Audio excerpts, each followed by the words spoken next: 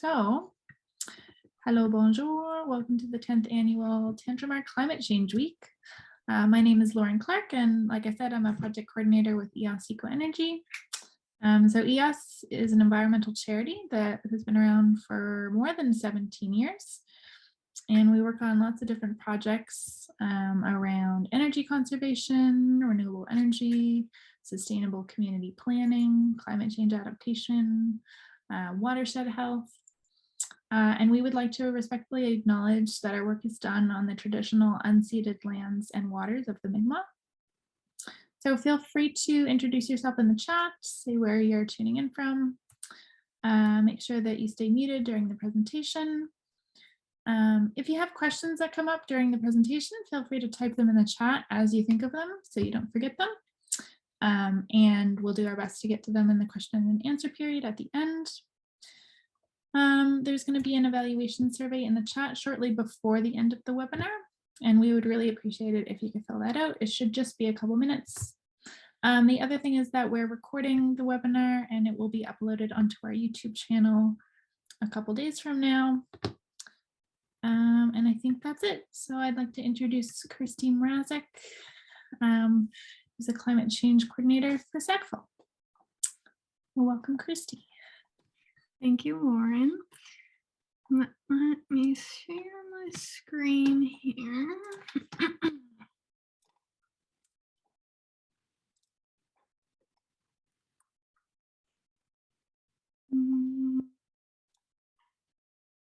There we go. Can you, all good, Lauren? Yep, perfect. Okay, perfect. Thanks. All right. Hi, everyone. So as Lauren mentioned, my name is Kirsti, and I'm the climate change coordinator for the town of Sackville.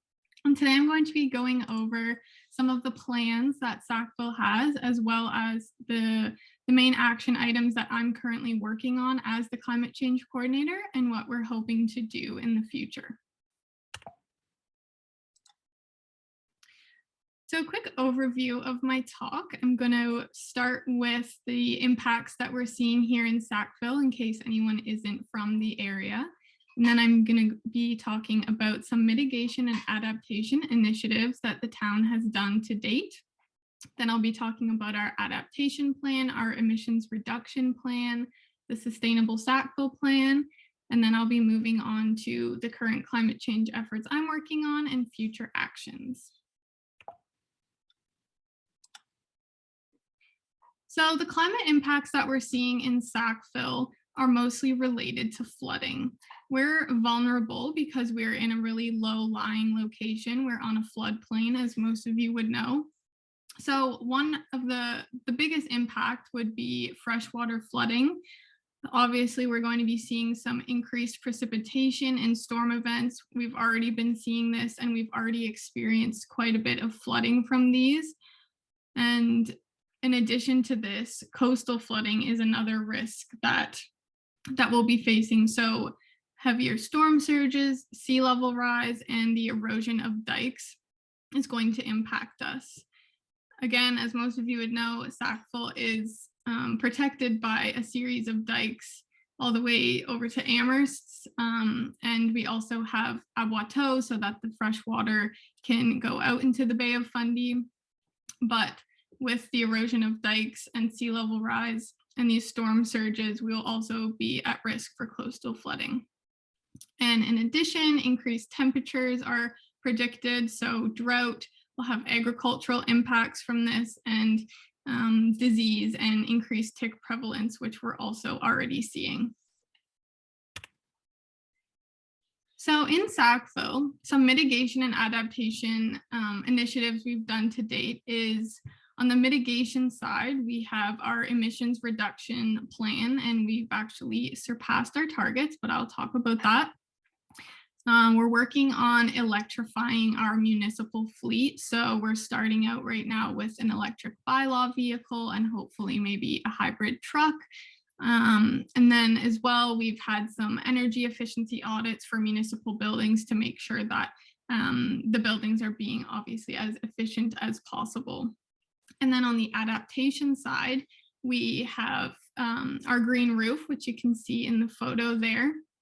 Thanks to EOS for the green roof.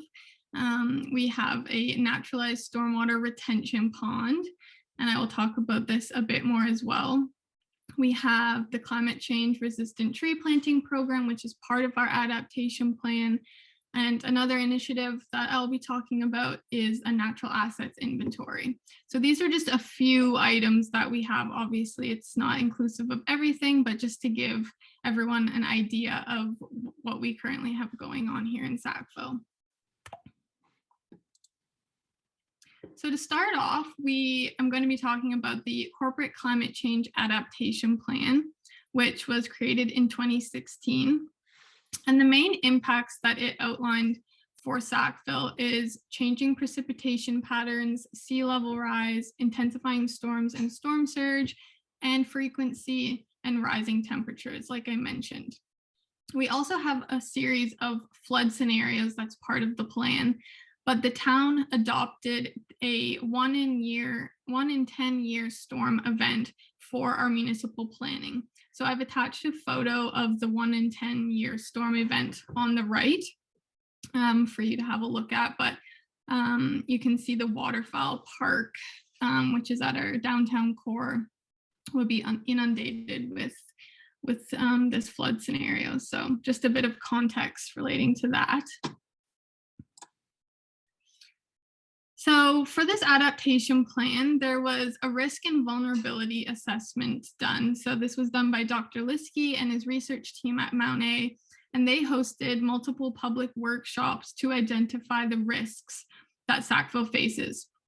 So the study examined multiple different things that I've listed here. So things like the impact to dikes and the drainage maintenance, things like business and industry, community services, how they will be impacted, emergency measures, as well as our wetland and natural areas, and then isolated neighborhoods based on these flood scenarios, what areas and who will be isolated if we have these storm events, freshwater flooding, road blockages, sewage lagoons.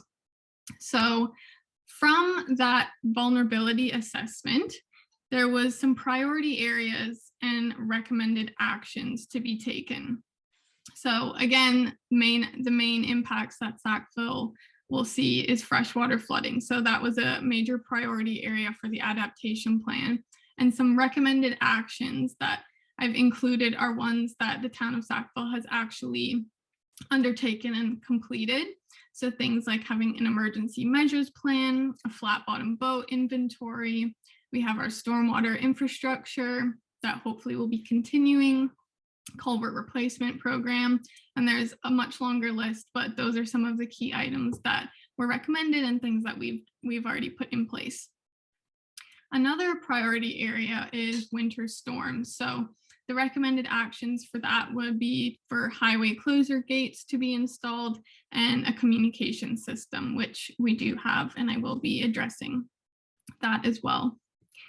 The next priority area is sea level rise, storm surges, and dikes. So a recommended action was that the town seek out further resources for dike maintenance. This is a provincial, the province regulates the dikes and does the upkeep for them, but obviously they protect us. So the town was recommended to search out further resources for that. We also had EMO flood exercises with a potential dike breach to prepare residents and businesses for that scenario. And then the last priority area that was outlined is assisting residents and businesses to adapt. So having an emergency alert system, which we used to have one called Sentinel, but we now have a new one called Buoyant Alert. And this is so that if there is a storm event, closures, whatnot, everyone can be notified in a timely manner. And I'll have information on registration if you haven't signed up for that yet and you're in Sackville. And then in addition to having a communication system, a recommended action for residents at large is education and awareness regarding climate change. And EOS has done an amazing job of this as well. We now have the Mayor's Roundtable. And now as my role in climate change coordinator, that's something that I will be undertaking as well. So that was the Adaptation Plan. Now I'm going to be talking about our local emissions reduction plan. So we have an emissions reduction plan through the Partners for Climate Protection. And if you're unfamiliar with this process, it's a 5-step process to help municipalities create targets, create an action plan, and help them to reach their emissions reductions targets. So back in 2013, the winter of 2013, winter 2014, Town Council agreed to reduce municipal and residential emissions by 10% from 2011 by 2021. So I mentioned that we've reached and surpassed our targets. Just this past fall, we completed the 5-step process for this, and we actually reduced our emissions by 31% and completed it early. So the emissions inventory that was done, the data was from 2018, not even 2021. So I've attached 2 photos here at the bottom, one for Sackville's corporate emissions, and then the one on the right is the community emissions, so residential, transportation, and businesses as well. And the corporate emissions are just from the building fleets, streetlights, wastewater, and water treatments. So moving on, we have another plan called Sustainable Sackville. And this really is Sackville's vision for a sustainable future and how we're going to get there. So it was actually created in 2010, and it had input from over 750 community members. So it really is Sackville's residents' community's vision for a sustainable Sackville. And there's loads of information and ideas and knowledge that's in this plan. And I've outlined the various goals and strategies that were outlined in this plan. So all things from energy to our local food system and building capacity, whether that's through our infrastructure, our transportation initiatives, our recreation, but also just really enhancing the local environment. So those are our 3 plans that we have. I just wanted to give you an overview. But now I'll be moving on to some of the actions that I'm currently working on as climate change coordinator. So starting off is the integration of a climate lens. And this is one that's a really important action item that needs working on. So if anyone's unfamiliar, a climate lens is really an assessment or set of guidelines that are used to evaluate a project. So it's done by estimating the greenhouse gases that would be emitted. Is there any chance or potential to mitigate those? How is it going to be impacted in the future? So it's really an questionnaire flow chart. It doesn't have to be anything specific, but it's really a tool used to assess how a project is going to impact climate, but also be impacted by climate change. So for the goal for Sackville to integrate a climate lens into our operations is to really just reduce our climate change impacts from the Sackville's day-to-day operations. So really bringing climate change to the forefront of everything that we do on a day-to-day, and discussing how we can make it better and how we're going to be impacted in the future. So to start off, instead of jumping right into creating, a really long questionnaire for everyone to answer, we're starting off a little simpler with incorporating a climate change consideration section into monthly reports. So this is just getting people thinking about how everything they do on a month-to-month basis affects the climate, and will really just kind of get the conversation going and will lead into a more refined and detailed climate lens. So obviously integrating this is going to require some training for staff, being able to really understand how their projects impact climate, and if they emit greenhouse gases, if they're going to be impacted in the future. So it's going to require some training, as well as continual collaboration to better refine the lens so that it works for everyone. Once the climate lens is kind of set up and works well for everyone, we hope to incorporate some sort of carbon offset plan that would work with the climate lens. So, if there's a project that we have to do and there's not really a great way of us mitigating the emissions that it will produce, we have this offset plan. What can we do now to offset this project, since we can't change the original project, but what can we do to offset it? Something else I'm currently working on is, the town as well. The whole town is working on a municipal natural assets inventory. So the town staff have been working with the Municipal Natural Assets Initiative, MNAI, and we've been working with them to identify Sackville's natural assets. Examples of some assets include our wetlands, agricultural land, trees, forests, all of our parks and trails, the waterfowl park, but also just the shrubs and grasses that are on private property. Anything that is a natural area is included in our natural assets. And these natural assets provide many ecosystem services, but also they provide a lot of municipal services as well. So this process is to help not only identify these assets, but also for the town staff to understand how these assets really provide value and services to us. So like I said, it's to identify our natural assets. We're at the stage now where we've determined the risks to our assets, and now we're creating a dashboard that outlines all of our assets.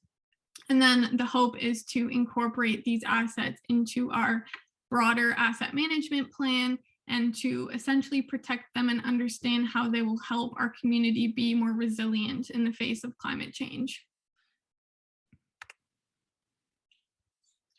Another item is electric vehicle chargers and e-bikes. So Sackville currently has one electric vehicle charger. It's at our Visitor Information Center off the Trans-Canada Highway, but we're looking to install at least one more downtown. So we're currently preparing to apply for funding through MB Power's Plug-in NB program so that we can get funding and hopefully have a few in our downtown core. And as we're doing this, I'm hoping to prepare educational materials and collate resources on EVs. They're new and there's so many questions around them. So I'm hoping that I'll be able to provide some education to residents, staff, whoever, while we're rolling this program out. And on the same topic of electrification, we're really exploring right now the feasibility of an e-bike pilot program. So this would be a ride share program in town for anyone to use. So I'm currently looking for funding right now for doing a feasibility study or a pilot project to see if this would work for our town. All right, so I mentioned our emissions reduction plan. So what I'm currently doing, or will hopefully start here in the next few weeks, is to update our emissions inventory. So just in the fall here, we met our goals, we surpassed our targets. Now it's time to, reset and restart. So I'm going to be updating our emissions inventory with the help of EOS staff using 2020 data. That's the most recent we can get for the corporate sector, so that we can compare that data to 2018 and we can determine our new baseline. From there, the next steps would be to create new emissions reduction targets and an action plan on how we're going to get there. Something else that is currently going on is the town of Sackville recently created a climate change advisory committee. And this is a subcommittee of the town council, and it's comprised of members of the Mayor's Roundtable on Climate Change. If you're not from Sackville and you're not familiar with this, the Mayor's Roundtable was created in 2019 following the student-led climate strikes. So what the Mayor's Roundtable has done is really provided recommendations and shared all the expertise and knowledge to town on what they should be doing for climate change or what Sackville needs regarding climate change. They've also reviewed the yearly town budget with that climate lens and made recommendations based on that.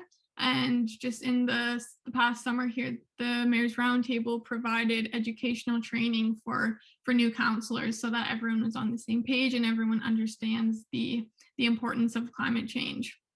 So this newly formed Climate Change Advisory Committee will be similar to the Mayor's Roundtable. They will make recommendations, provide advice to town staff, and report to council on those recommendations. And so we'll be working with me to implement these actions. And they'll also be making recommendations on the town's climate change initiatives fund. So we have money in our budget set aside every year for climate change initiatives. So some future actions that they're not really that future, they're very close future that I'll be working on is, so the continued management of our flood risk and stormwater. So I mentioned phase 3 of our stormwater retention pond. So our current stormwater retention pond does not hold enough stormwater to protect us. So we have to build another one, and we're just waiting on the go ahead from the federal government if we've received the funding. So we have our fingers crossed for that, because that will be really great if we can get started with that. As well, the municipal plan is set to be updated this year. So my role will be to help incorporate climate change data and considerations into our municipal plan, develop related bylaws, research, really just make recommendations on how going forward we will be impacted and what we can do to reduce that. Related to bylaws, in our adaptation plan, there's suggestions for bylaws that would work well for Sackville. So I've already been looking into some sort of tree bylaw that would include a climate change resilient tree planting program. We do have all the trees that the town does plant are climate change resilient, but there's no associated bylaw. So that's something that I've been looking into to reduce our flood risk and reduce the urban heat island effect in town.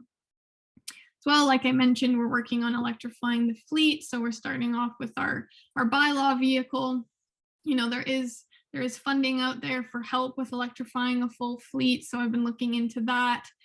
So we're really investigating and are exploring our options for that. And I will mention, I didn't put this here, but in our adaptation plan is, it requires a progress report at this stage. We've actually completed most of the recommended actions. So it's set to be updated. So that's something I'll also be doing in the next few months, is going through and seeing what we've done, where we're at with everything, and what else needs to be done so that we can reevaluate and reassess moving forward.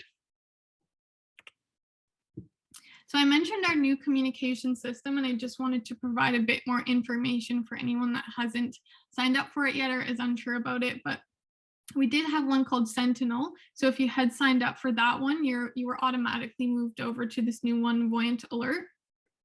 But I really urge you to register for it. You can receive updates through the app, email, text message, or phone about extreme weather, flooding, if there's any road closures, if there's gas or water main breaks. Essentially, you'll be alerted if it's just on your street. But it's really to help residents be safe. And if you need more information, there is more information on Sackville's website. So I just wanted to add that in there as well. So that's the gist of my presentation. I'd be happy to discuss if anyone has any comments or questions. But I hope that was valuable, and I look forward to a discussion. Thank you.